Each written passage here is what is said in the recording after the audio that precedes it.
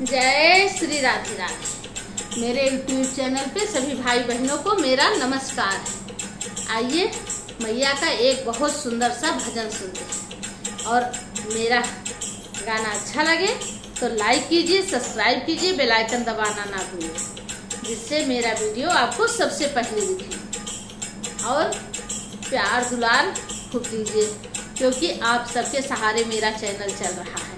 आप लोग बढ़ाएंगे तो बहुत हम आगे जाएंगे। और क्योंकि बस आप सब आशीर्वाद अपना बनाए रखिए। जय श्री राधे राधे।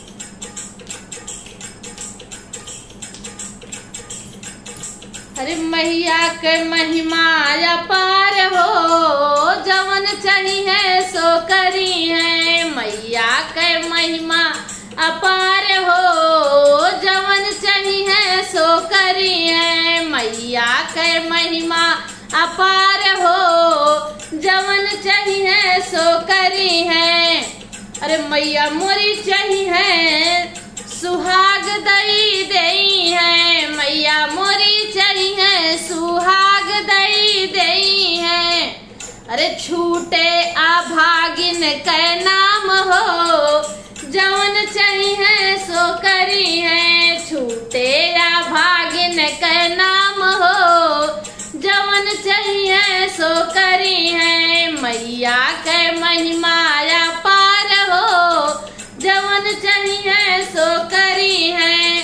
अरे मैया मोरी चाहिए, मैया मोरी चाहिए महल दई दई है। मैया मोरी चाहिए महल दई दई है।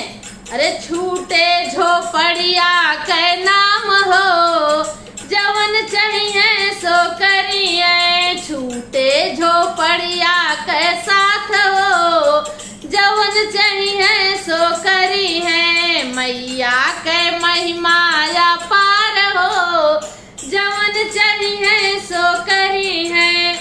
अरे मैया मोरी चाहिए लालन दई दई है। मैया मोरी चाहिए ललन दई दई है।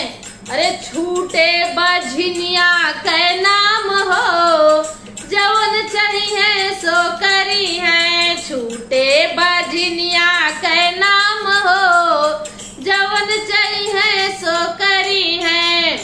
अरे मैया के महिमा अपार हो, जवन चाहिए सो करी है। मैया के महिमा अपार हो, जवन चाहिए सो करी है। मैया के महिमा अपार हो, जवन चाहिए सो करी है।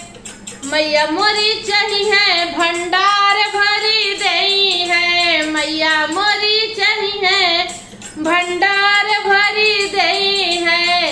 अरे छूटे गरीबिया के नाम हो, जवन चाहिए सो करी है। छूटे गरीबिया के नाम हो, जवन चाहिए सो करी है। मैया के महिमा अपार हो, जवन चाहिए सो करी है। जय श्री राधे राधे। मेरे कमेंट बॉक्स में जरूर बताना मेरा गाना कैसे लगा आपको।